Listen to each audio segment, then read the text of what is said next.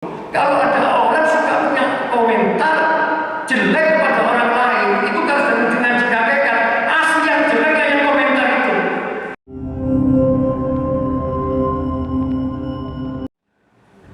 Assalamualaikum warahmatullahi wabarakatuh. Bismillahirrahmanirrahim.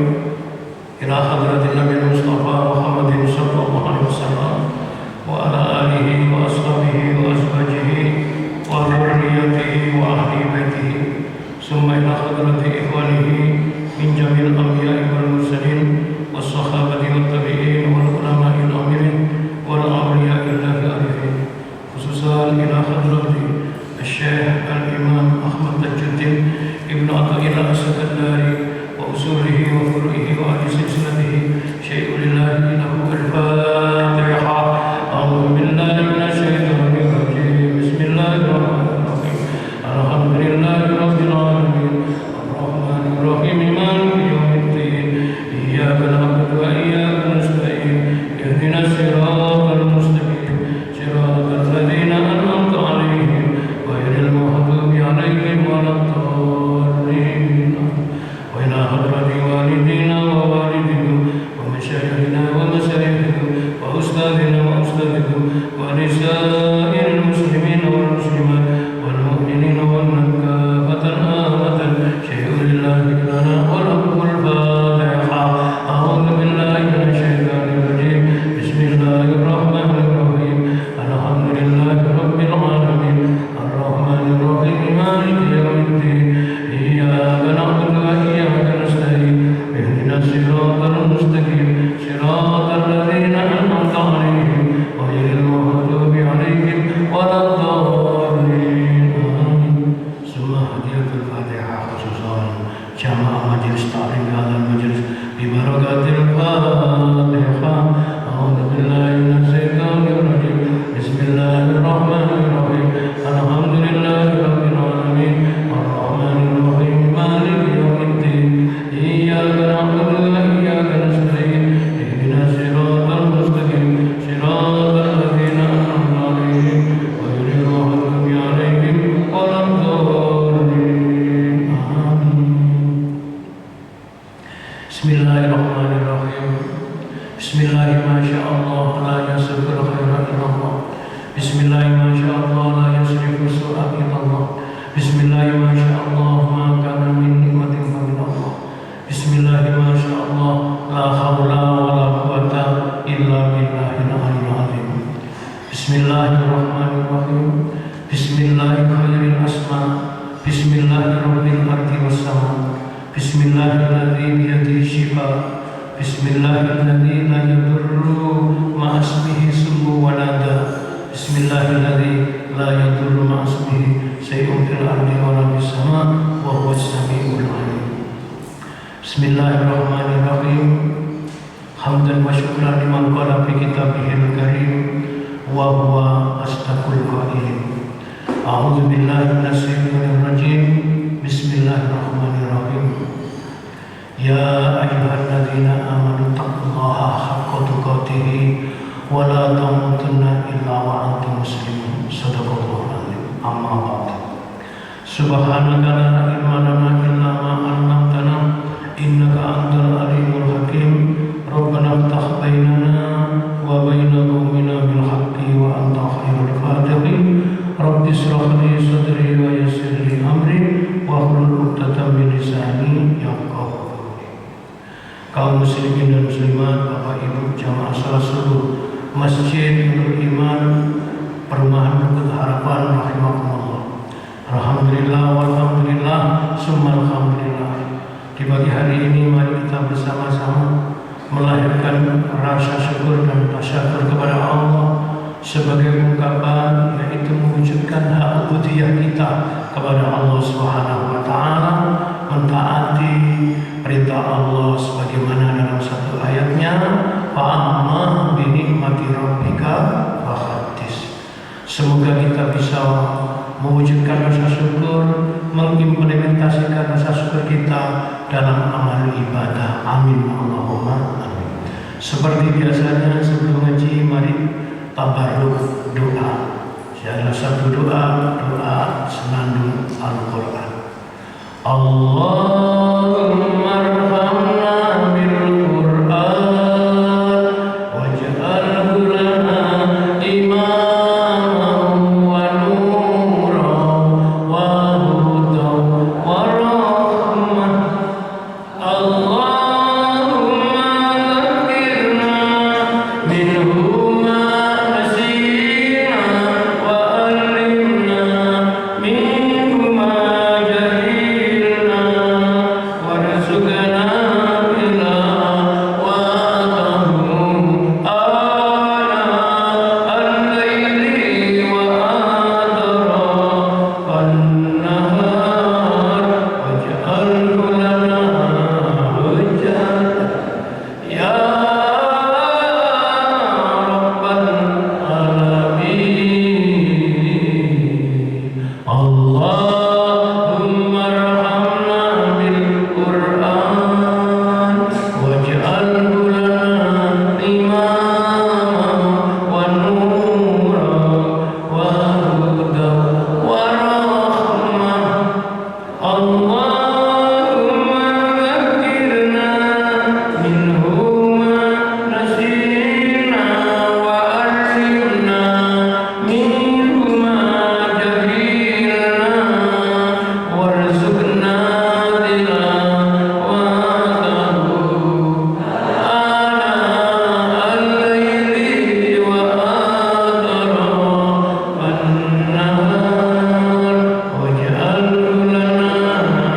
hujjatan ya rabbal alamin.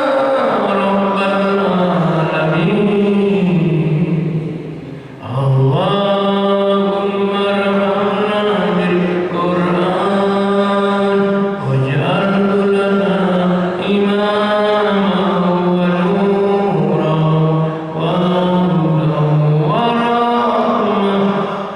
Allahumma zakkirna minhu ma nasina wa allimna minhu ma jahilna warzuqna tilawatahu ana al-laili wa atrafan nahar waj'alhu lana hujjatan ya rabbal alamin. Alhamdulillahirabbil alamin. Bapak-bapak, ibu-ibu jamaah rahimahullah, langsung pembelajaran kajian kitab Al-Hikam. Pelajarannya sekarang masuk materi nomor kajian 62. Ini sudah saya sampaikan di dalam pengantarnya pada pertemuan dulu bulan Desember. Sekarang kelanjutannya, yaitu tanda-tanda atau indikasi seorang murid yang tidak bisa menjaga adab ketika membangun satu usul atau meniti jalan menuju ridhonya Allah Subhanahu wa ta'ala. Kita baca sahih kitab Al-Hikamnya dulu. Bismillahirrahmanirrahim. Wa qala mu'allif, berkata penulis kitab Hikam Asy-Syaikh Al-Imam Ahmad Tajuddin Ibnu Athaillah radhiyallahu anhu, min jahlil muridi ayyusi al-adaba fatu akhar uqubat an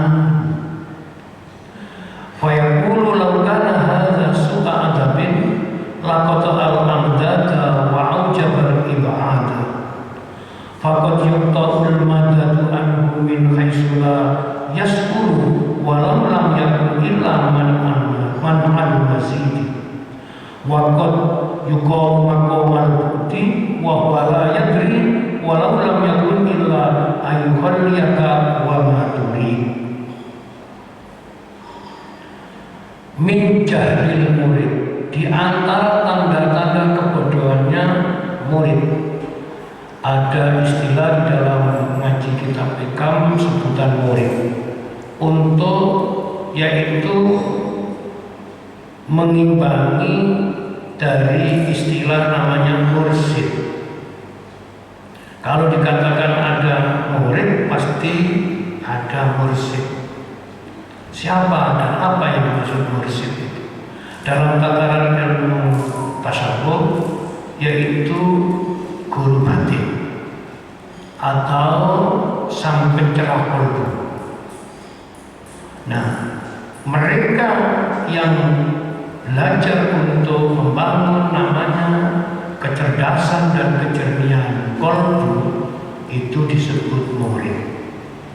Orang yang berjalan meniti jalan menuju ridhonya Allah dalam semua aspek namanya ibadah disebut salik. Orang yang sedang menuju kepada Allah.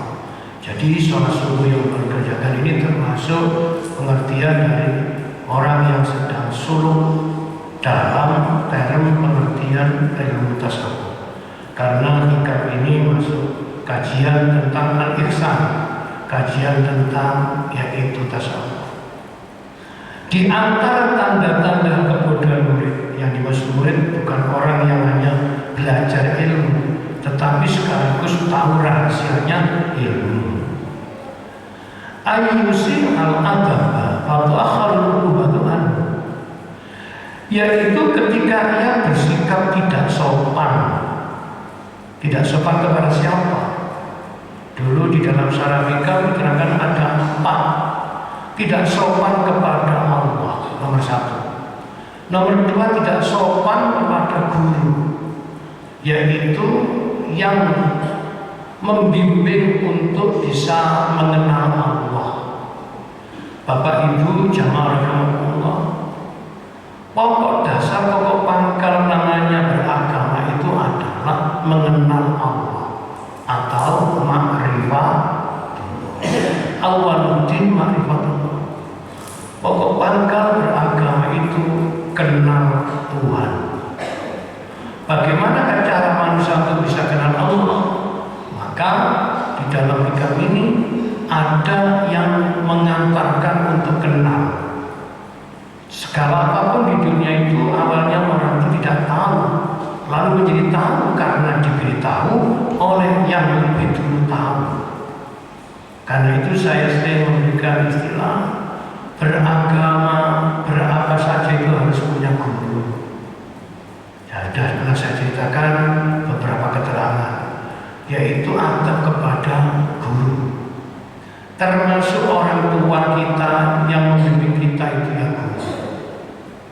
Yang ketiga yaitu menjaga adab atau kesopanan terhadap sesama manusia.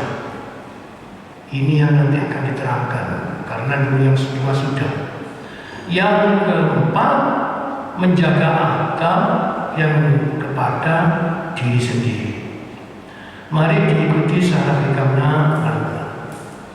Di antara tanda-tanda atau indikasi kebodohan murid yang sedang membangun kecerdasan spiritual atau tazkiyatul qalb atau tazkiyatul nafs, ketika ia bersikap tidak sopan tetapi ia punya anggapan ia meskipun berlaku atau berlaku apa saja ia hidup yaitu tidak ada masalah.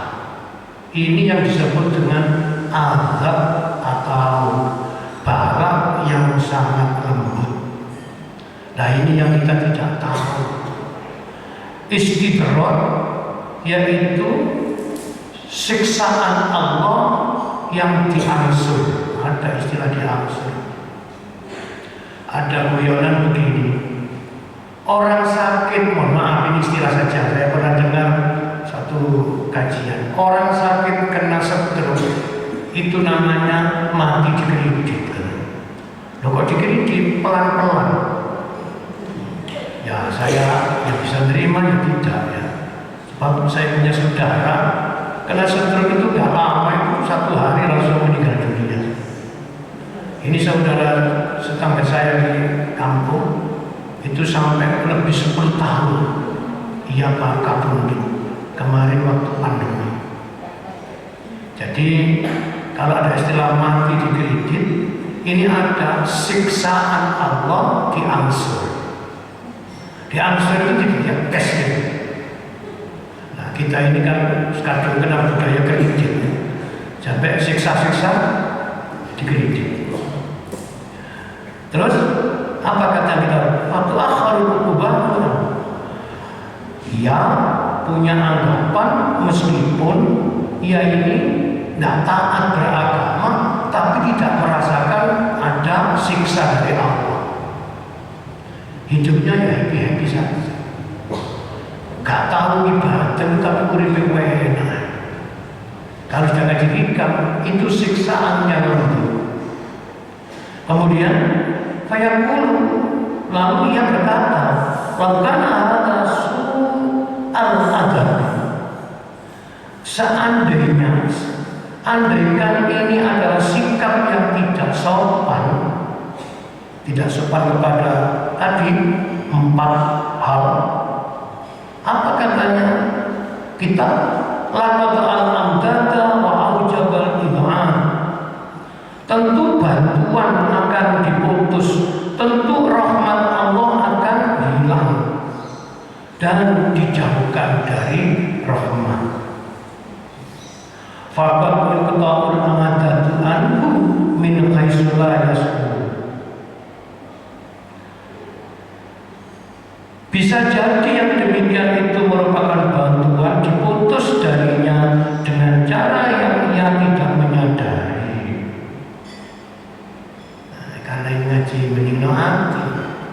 Ada orang itu jauh dari Allah tapi masih merasa dekat. Alat sensornya saya sering mengatakan ngaji kitab hikam itu membangun perasaan selain yaitu pikiran. Karenanya kalau saya ingat orang hidup betul-betul senang atau bahagia dalam konteks yaitu ajaran agama Islam itu bagaimana sih cirinya?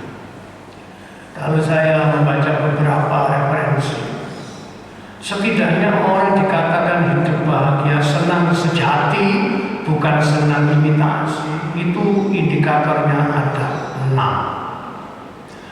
Yang dalam bahasa ceramah biasanya dipakai orang itu kalau baru bangun tidur itu berarti ia keluar dari kematian kecil untuk hidup kembali. Karena tidur itu bisa dimaknai mati kecil. Mati besarnya adalah datangnya aja. Apa yang bisa kita buktikan kalau kita ini orang yang baik atau orang sukses atau orang yang hidupnya diberi oleh Allah limpahan kesenangan? Nomor 1, orang itu diberi hidup selamat.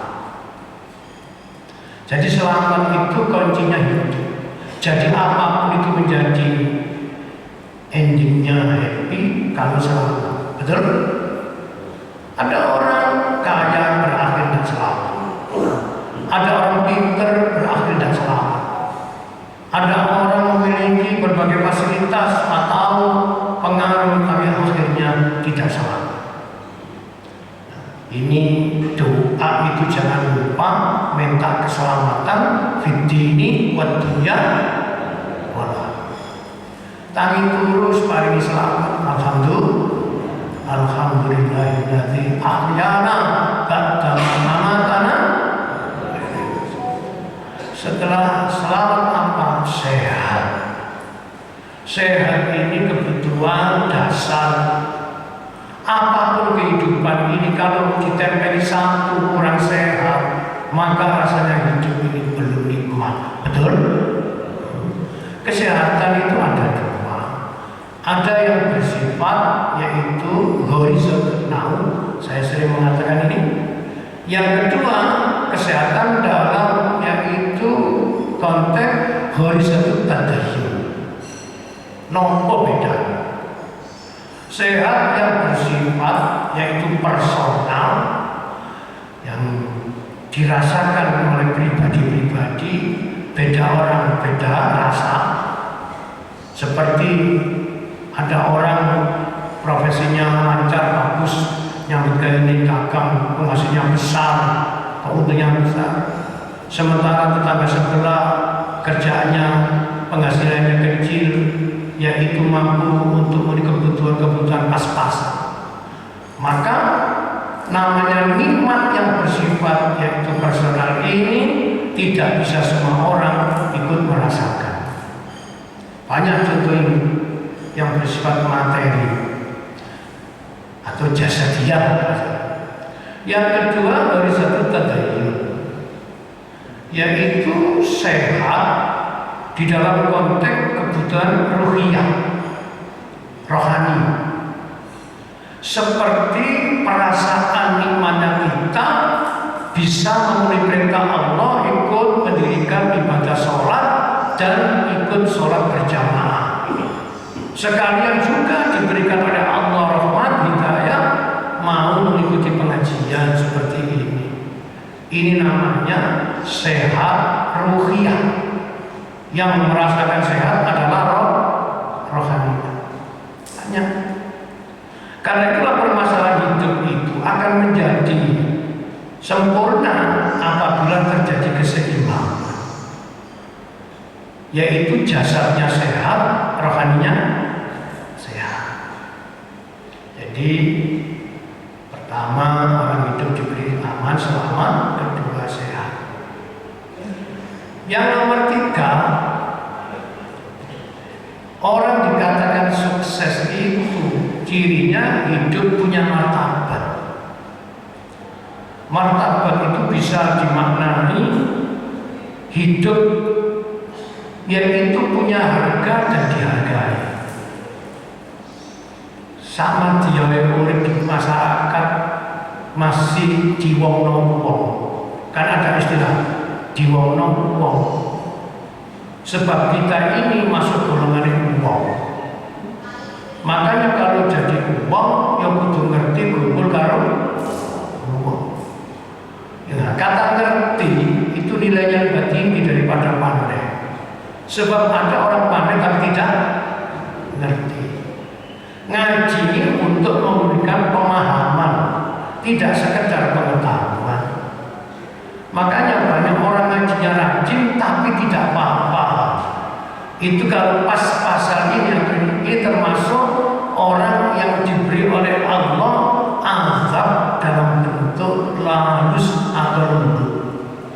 Lah ya aku dimuruk ngaji rutin tapi gak ngerti ya. Yang yamin ikut tapi gak paham. Ini disiksa ulang-ulang.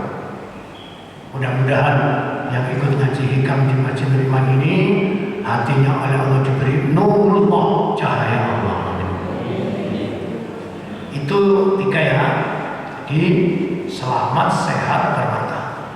Yang nomor 4, hidup dilimpahi rahmat.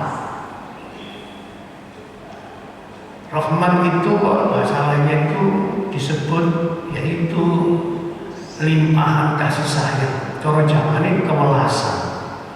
Kewelasannya siapa? Kewelasannya Allah. Karena itulah maka di dalam Al-Quran apapun bentuknya hidup itu butuh satu, yaitu limpahan rahmatnya Allah.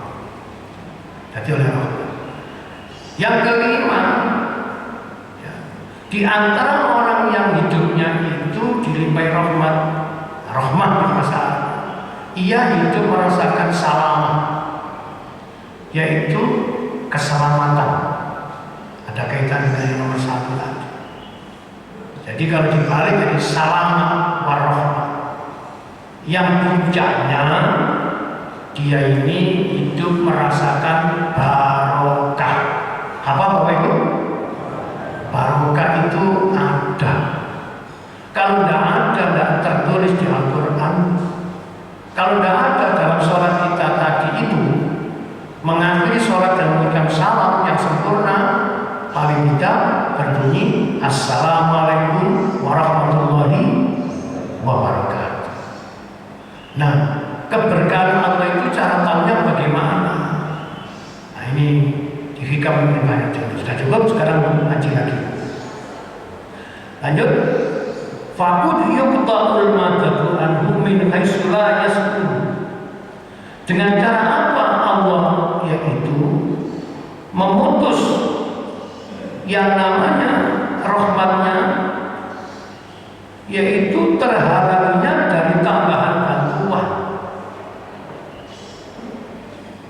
Ada istilah ini, wong urip nyamun nyamin kok pancet, nyambut gawe bayaran yo pancet, ini dari materi, guys munggah-munggah. Ini salah satu orang yang diindikasikan belum mendapatkan limpahan roh, atau setidaknya yaitu dikurangi. Tapi dalam konteks batininya, ada orang itu ibadah ada peningkatan, wajar. Jadi ilmu yang mandek gunanya. Yang saya istilahkan, orang menyembah Allah itu ibaratnya orang kompetisi prestasi. Pada tingkat tataran paling rendah, menyembah Allah didasari rasa taat, rasa ya. Nurut sebagai nurut pengenalan itu selamat. Ini bagus tapi belum meningkat. Supaya meningkat, maka orang itu harus membangun namanya yaitu rasa cinta atau mahabbah. Maka ketika orang sudah merasakan yang namanya cinta, lahirlah yang namanya cita rasa. Ada orang namanya rindu, kangen, kepingin lagi, itu karena muncul cita rasanya. Saya ikut ngaji, kok kepingin ikut terus ya. Itu cita rasanya muncul. Jadi pertama hanya taat. Yang kedua namanya cinta Allah. Yang ketiga pasrah, ya, taslimah. Jadi kita ini hidup pada akhirnya angkat tangan. Kepada apa? Keputusan Allah. Kalau orang sudah bisa begini, maka orang itu insya Allah hidup ini tidak pernah ada tekanan-tekanan. Karena segalanya pada akhirnya bergantung dan disandarkan kepada ketetapan. Wa may yatawakkal 'alallahi fahuwa hasbuh. Barang siapa yang sudah menyandarkan hatinya kepada Allah, hanya tawakal, Allah akan mencukupi apa yang menjadi urusannya. Lanjut. Jadi itu diantara cirinya. Sekarang di dalam surah kitab hikam yang saya punya ini ada 4, saya review kembali, orang yang batinnya bermasalah ketika ia ini musul kepada Allah, tidak punya sopan santun atau etika. Pertama dulu, tidak sopan terhadap Allah. Ciri-cirinya saya review supaya bisa diingat kembali. Di antara contoh bersikap tidak sopan kepada Allah atau Sang Rabb pengatur kehidupan hidup itu adalah melanggar perintahnya sekaligus mentaati larangannya. Kalau dikatakan melanggar perintah, gandingannya mentaati larangan. Yang diperintah tidak dikerjakan, yang dilarang malah. Itu ciri pertama tidak sopan kepada Allah. Kemudian yang kedua, selalu mengeluhkan syariat agama Allah yang berakhir dengan melanggar hukum syariat Allah. Jadi kalau ada orang itu misalnya dengar hukum Islam atau syariat Islam, terus ada, waduh sabut. Padahal Allah itu ketika memberikan status pernyataan pemerintah, pada akhirnya itu endingnya kita diberikan kesempatan sebatas kemampuan. La yukallifullahu nafsan illa wus'aha. Makanya jargon dakwah yang paling gampang ini, lakukanlah perintah menurut kemampuanmu, bukan menurut kemampuanmu. Kemampuan dan kemampuan itu beda. Kalau kemampuan itu namanya limpahan rahmat, kalau kemauan itu namanya dorongan syahwat.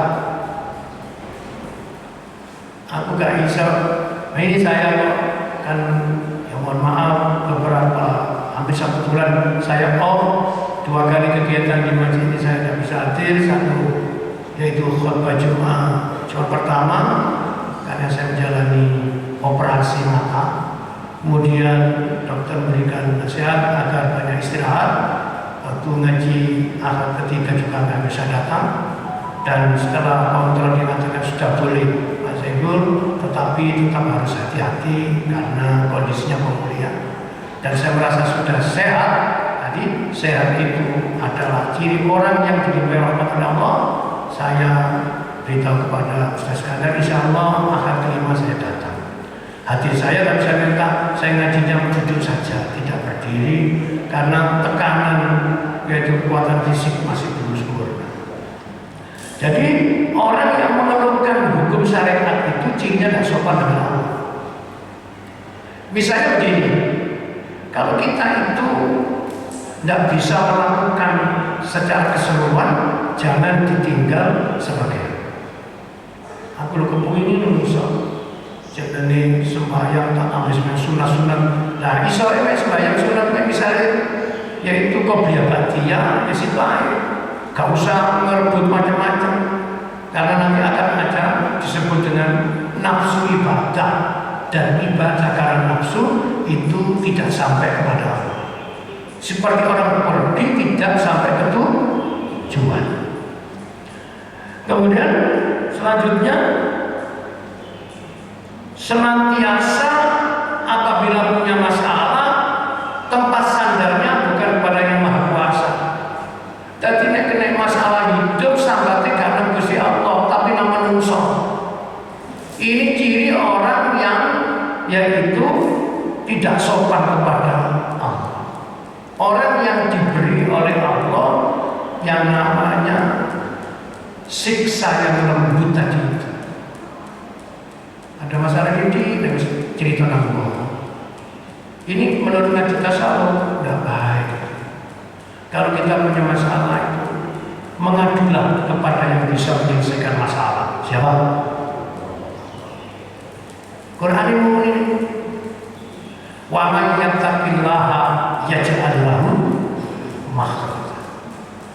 Barang siapa yang taat menyintai Allah, pasrah kepada Allah, takwa itu, maka Allah akan memberikan bantuan solusi keluar dari masalah. Nah, bagaimana caranya? Nah, kita butuh pemimpin ini. Makanya saya ini nuwun sewu.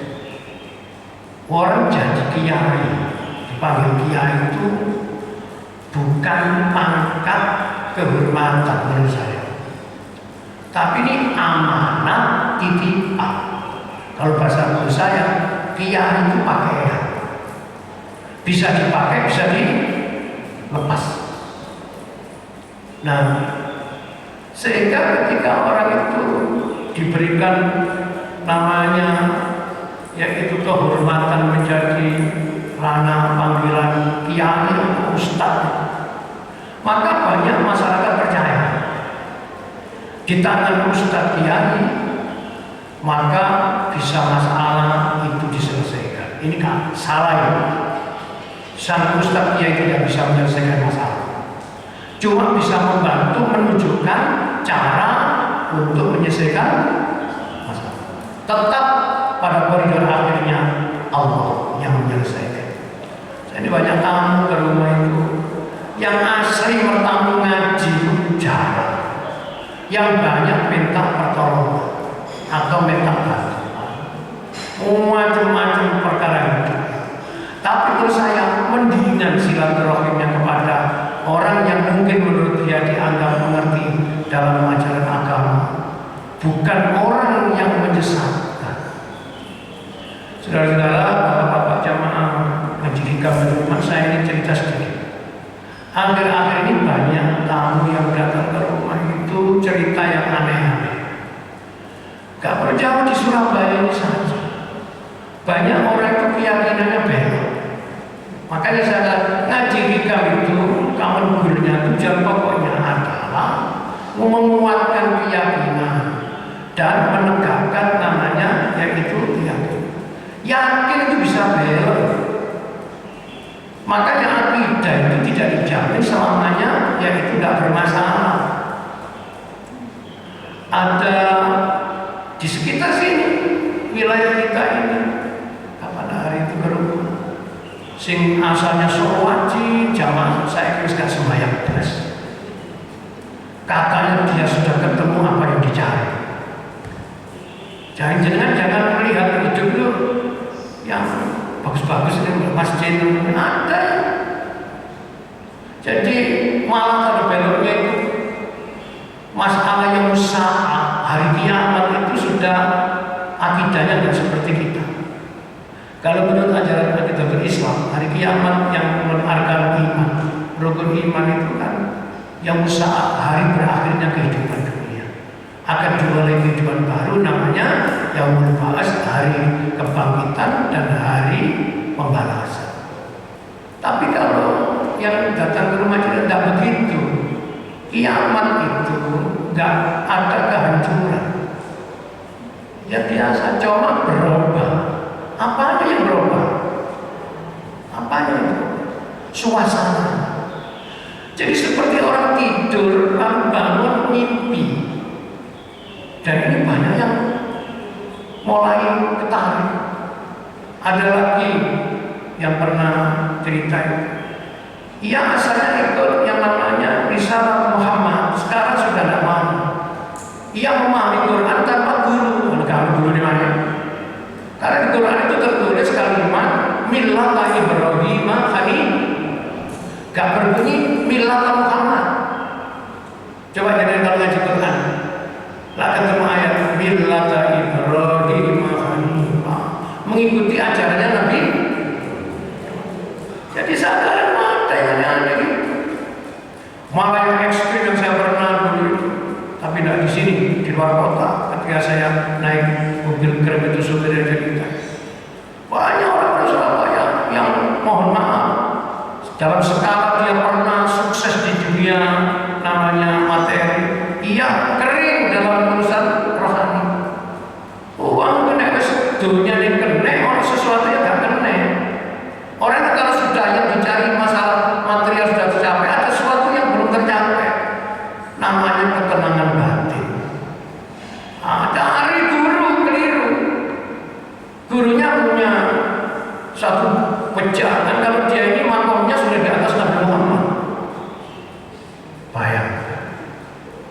Jadi bela-bela macam-macam. Karena itulah mari ngaji, meluruskan keyakinan, menguatkan yang namanya keyakinan, sekaligus membersihkan namanya hati, karena hati ini pusatnya menanam yakin. Betul? Dilanjut dulu. Jadi orang yang menyandarkan urusan masalah hidup kepada makhluk itu tandanya tidak sopan kepada Allah. Yang kedua, selanjutnya tidak sopan kepada guru. Ini sudah banyak kemarin saya terangkan, tidak saya ulang. Yang ketiga sekarang, contoh tidak sopan kepada sesama manusia. Ini penting agar kita hidup ini dalam ranah sosial, khabar minan nas, kita membawa yang namanya resapan ajaran agama Islam. Dalam Syarah Hikam ada kisah-kisah cerita orang yang ibadahnya sudah bagus.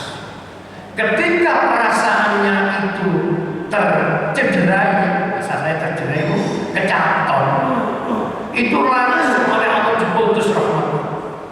Seorang wali kutub, ratu dewa wali, Asy-Syaikh Al-Imam Junaidi Al-Baghdadi. Imam Junaid kalau kita ngaji, yaitu kitab-kitab tasawuf, ia itu pernah hanya sekali memberikan penilaian kepada sesama manusia yang itu menurut kitab hikam tidak sopan. Ya Allah, saya tidak mengarang berbunyi dalam syarahnya. Sebagaimana yang pernah terjadi kepada yaitu Imam Junaid ketika ia ketemu seorang pengemis, orang miskin yang minta-minta. Saat itu Imam Junaid di hatinya namanya khotul kolbu, kerentek kadune namanya dibatin tuh. Lah ya musik nom ini kok ngemis nyambut gawe lah wis. Padahal kita tidak tahu hadirnya pengemis ke rumah kita itu. Kalau bicara tauhid itu hadir sendiri apa dihadirkan Allah? Sama jawab apa? Sesuai ngaji kita. Setiap peristiwa terjadi itu karena kebetulan atau itu karena ketetapan Allah? Ketetapan Allah. Tidak ada rumusnya bertauhid itu kebetulan. Kebetulan memang ketemu sampean. Ini nggak benar. Memang itu sudah ditetapkan oleh Allah dalam alam azali. Jam sekian di tempat ini A ketemu B. Sama pula meskipun sudah di program saya punya jadwal ngajar 35 tapi catatan di maupun pada jam ini hari ini saya tidak bisa hadir. Dilimpahi salah satu soal oleh Allah, saya sakit sedang operasi. Jadi kalau orang kita tahu itu tidak ada yang kecewa. Kalau kita sekali kok kecewa itu tandanya ia belum mengenal Allah. Kecewa kepada Allah, tak yang tidak ya. Angin kalau sudah mati kita tidak tepat bicara itu. Nah, ketika Imam Junaid ini mengatakan pada Imam Junaid al-Arifillah, orang yang sudah ma'rifat kepada Allah, khawatirnya hatinya digoda oleh nafsunya. Meskipun wali, nah, gini ya saya cerita, manusia di dunia itu ada 3 lapis. Lapisan orang yang tidak lepas dari salah, ya kita semuanya. Ada orang yang diamankan oleh Allah dari dosa besar, tapi tidak aman dosa kecil. Itu wali-walinya Allah. Ada orang yang aman dari segala macam khilaf, yaitu Rasul dan Nabi-Nya Allah. Nah kita ini duduk wali, duduk Nabi. Makanya khilafnya gampang. Apa caranya Allah memberikan yang namanya yaitu teguran kepada Syekh Imam Junaid? Dia ketika setiap malam dalam yaitu mihrabnya, istilahnya begini, setiap manusia itu kalau bangun rumah harus punya tempat untuk yang namanya taqarrub ilallah. Di mana-mana itu boleh, tetapi setidaknya harus punya di rumah tempatnya sholat gitu aja lah. Tetapi saya kan rumah saya juga dengan masjid, ya nggak apa-apa. Ada ibadah itu yang harus berjamaah, ada yang tidak berjamaah. Seperti ibadah sunnah-sunnah yang tidak muakkad, itu dianjurkan di rumah. Bahkan kalau ibadah sunnah seorang ibu, seorang istri itu lebih afdal di rumah daripada di masjid. Kecuali sholat muakkad. Nah, ini kan ilmu yang berbeda. Dia setiap malam itu usul yang namanya qiyamul lail, namanya wali. Malam itu seperti siang, tidak ada bedanya. Gak tidur, sholat, wirid, zikir, sholat. Ternyata apa yang pernah dilakukan itu gara-gara hatinya ada kerentek. Wong sing nang ngene jalu, koyo nyambut gawe kan ya bisa. Langsung dapat ditutup menjadi dia tidak bisa melakukan ibadah. Wujudnya apa? Berat, namanya ngantuknya. Jadi kalau jenengan itu nek misale kulino sembahyang pengungi terus kok waduh rasane kok ngantuk sampai itu mulai hati-hati. Jangan-jangan ini namanya istidrak yang pelan-pelan. Sebab ada dialog sufi itu seorang murid bertanya kepada syekhnya atau gurunya. Dan murid kan masih dalam tahap pembelajaran. Dia ngomong begini, apakah setiap orang itu kalau tidak taat kepada Allah itu hidupnya susah? Guru ditanya begitu. Yang kamu rasakan apa? Sang murid menjawab, dalam saat tertentu saya ini tidak nurut dengan Tuhan. Diperintah A saya melakukan B. Tapi saya rasakan hidup saya kok enjoy saja, happy, nggak ada masalah. Kan dikatakan kan dari yang namanya yaitu kalau bagaimana di antara tanda kemudian murid ketika ia tidak sopan kepada tadi 4. Namun hukumannya, sanksinya, balasnya, musibahnya tidak di cash. Jangan. Ternyata sang guru namanya mursyid sangat lembut. Apakah engkau pernah sesuatu yang baik kamu lakukan lalu saat tertentu kamu sepertinya tidak mau atau tidak mau? Iya. Apa? Saya ini kan istiqomah sholat tahajud. Satu saat karena saya ini kecapean, tertidur sampai tidak bisa sempat, sang guru batin menjawab, siksaannya Allah, yaitu Allah tidak menambah taufiknya kepadamu untuk melakukan hidayah atau mewujudkan hidayah. Kalau keturun duduk kalau kepegelan, duduk kalau kecapean, itu rahmatnya Allah diputus. Maka dijanjikan, wis kulino walau ngaji hikam atau ngaji apa lagi ngaji iman. Terus tahu-tahu pas sampai lunas. Terus kemudian perasaan ini Allah kalau ngaji bodoh. Nyatanya aku yang syukurin enak. Ini kalau sudah ingat ngaji pas pagi hari ini, orang ini sedang dijauhi Allah. Tapi yang belum merasa, monggo hati-hati. Kulino ngelakoni api terus geser terus semua. Niku siksa. Makanya Ustaz sekali lagi imami ayat dibaca itu saya tulis di pondok pesantren saya. Innal ladzina qalu rabbuna Allah tsumma istaqamu tatanazzalu alaihimul malaikatu alla takhafu wa la tahzanu wa abshiru bil jannah. Ayat. Mulai dari sholat imam membaca ayat ini, saya mesti hati saya itu seperti disiram es. Karena ini ayat mengantarkan mengajak ibadah berkualitas, yaitu innal ladzina qalu, orang-orang yang mengatakan Rabbuna, Tuhan kami Allah.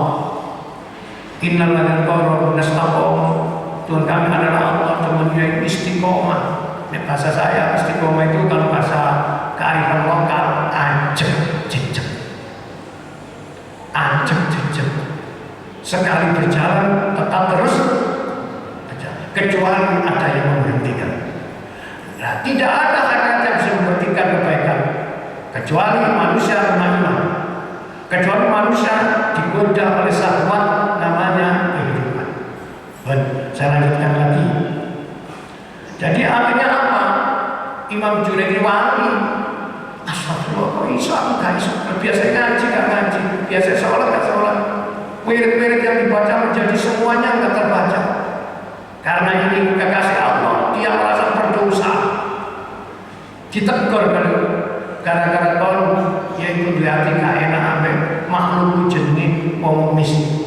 Padahal pengemis tak kirim nang awakmu dulu bahasa hati kan. Itu tujuannya kami hubung. Jadi kita kalau ketemu orang itu jangan disimpulkan, jangan-jangan ini caranya Allah mengingatkan kita. Tunggalnya orang ngomong ini. Kalau ada orang suka punya komentar jelek kepada orang lain, itu kalau sudah dengan dikatakan asli yang jelek yang komentar itu bandul. Karena itu ketika kita berucap hati-hatilah, keselamatan itu adalah dari ucapan mulutmu. Harimau. Wah itu loh, isi ini mesti senangan ngirok ngomong. Wabah di sama. Kalau sudah ngerti ngaji tasawuf, asli sing salah sing ngirok.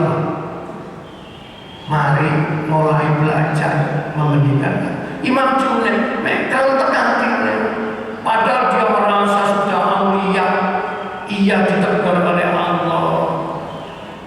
Mudah-mudahan kita ini hidup diberikan oleh Allah limpahan rahmat dan hidayah. Ya. Kemudian yang selainnya apa? Adab kepada sesama manusia. Di dalam surah Al-Kahfi diberi contoh-contoh yang lain, yaitu apabila kita hidup ini tidak bisa melupakan makhluk, sebagaimana kemuliaan Allah menjadikan makhluk. Begini ya. Di hikam ini nanti kalau sudah sampai pasal 200 lebih, saya ngajar di tempat lain, ketemu manusia itu makhluk istimewa. Tahu istimewa karena ia merupakan, yaitu apa bahasanya, campuran antara dua alam, alam nasut dan alam malakut. Alam nasut itu alam terindra, alam jasad, alam jasmani. Alam malakut itu alam roh. Makanya manusia itu ada jasmaninya, ada. Nah, di hikam itu ada kalimat begini: dunia dan alam ciptaan itu tidak bisa dan tidak mampu memenuhi kebutuhan rohani. Dunia dan isinya ini hanya mampu memenuhi kebutuhan. Makanya kitab tasawuf mengatakan jangan kau sandarkan hatimu untuk menyelesaikan masalah rohani kepada materi. Orang wong susah kena masalah, itu cara mengeluarkan dari masalah bukan menggunakan yaitu hukum logika material. Yang bisa menyelesaikan hal rohani. Lah rohani alam malakut. Makanya saya pernah cerita, saya ini punya jamaah kecukup gak kuat. Tapi caranya Allah itu sangat bijaksana. Di akhir hidupnya ending keduanya meninggal dunia. Jadi wafatnya antara istri dan suami ini tidak terlalu jauh. Yang laki itu dulu usaha kerjanya itu sulit, berat ketika masih pengantin baru. Lalu dengan perjuangan hidup menjadi sukses, jadi musuhi. Nah, istrinya ini setia, melarat setia, sukinya tetap. Ini jenis istiqomah. Nah pada puncaknya itu kegoda, jenenge wong silana, yaitu kegoda perempuan lain. Bahasa sekarang namanya selingkuh. Ini penyakit modern ini. Nah, akhirnya si wedok ini hatinya merasa yaitu dikecewakan. Soroe bareng enake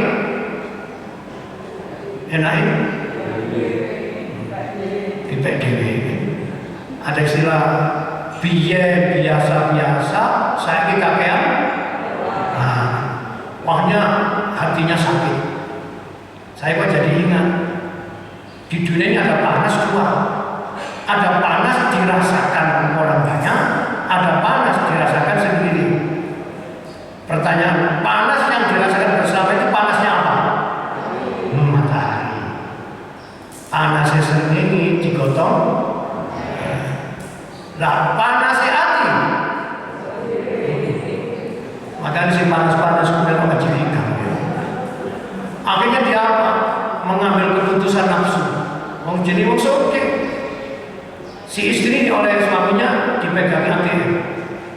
Yang namanya uang di bank itu dikuras oleh istri. Nuruti hati ini panas. Setiap hari itu mesti ke suami. Butuh gak butuh tetap pergi ke mall. Pagi berangkat, sore pulang. Tujuannya apa? Ngeteno. Pertanyaan, setelah di rumah, hati yang panas itu sudah hilang apa masih ada? Lu sampai betul. Ternyata setiap jumpa suaminya hatinya panas lagi. Karena panas, uangnya dikuras lagi. Sampai wis gak kena dikuras berarti.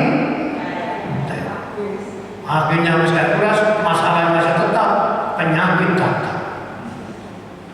Biar duwe awake waras atine loro, duwe entek gawe nuruti ati loro. Saiki wis gak duwe awake loro, duwe berobat gak duwe. Iki namanya siksa berturut-turut. Akhirnya wafat meninggal dunia. Gak lama sang suami selingkuh itu dikecewakan oleh selingkuhannya. Ia menerus mikir tiba bojoku sing apik bojo sing biyen. Akhirnya dia mati juga. Karena suaminya sudah mati, ceritanya selesai.